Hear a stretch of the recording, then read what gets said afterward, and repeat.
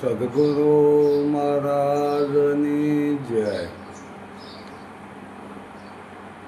શું એ સમય છે રત્નાકર જ્યારે ઘૂઘવાટા મારતો અને એના મોજા જ્યારે ભેખડે ભટકાય અને એક ભાઈરું બની ગયેલું અને એ ભાઈરાની અંદર પોતે શિવજીનું સ્થાપન કરી દીધેલું. અહીંયા બધા શિવરાત્રિના ટાઈમે બ્રાહ્મણો પંડિતો ભેગા થાય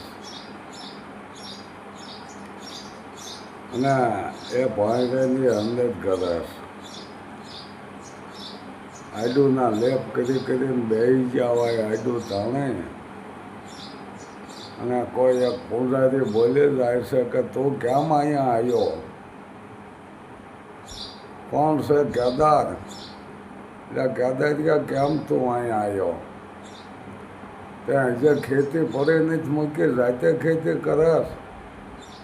આ બધા બામણોએ કોળીઓને વાવવા આપી દીધી ખેતી અને તું જાતે મહેનત કરે. તારો દાદા તો જો સારી વળી ગયેલા એના હાથ પગ બાવડાઓ માથે સારી વળી ગયેલી, કપડાને સારી વળી ગયેલી અને એક વાસાર બામણ અહીંયા બેઠેલો બારો નીકળ બારો કે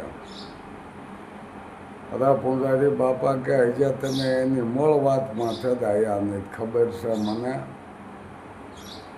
એની માને રક્તપિત્ત છે. કેમ તો રત્નાકર સાગરનો ભોગ કેમ નથી ચડાવી દેતો? તારી માને હજે હાઈસવીને બેઠો ઘરમાં.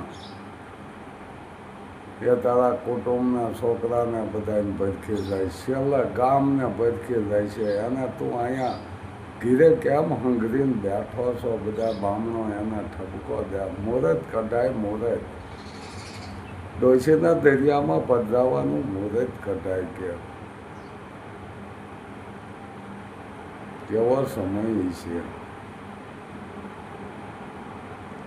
અને એ ડોશી ઘીરે તરસા થયેલા એ મને કોઈ લોટો પાણી પાવ, મને બહુ તરસ લાગી છે.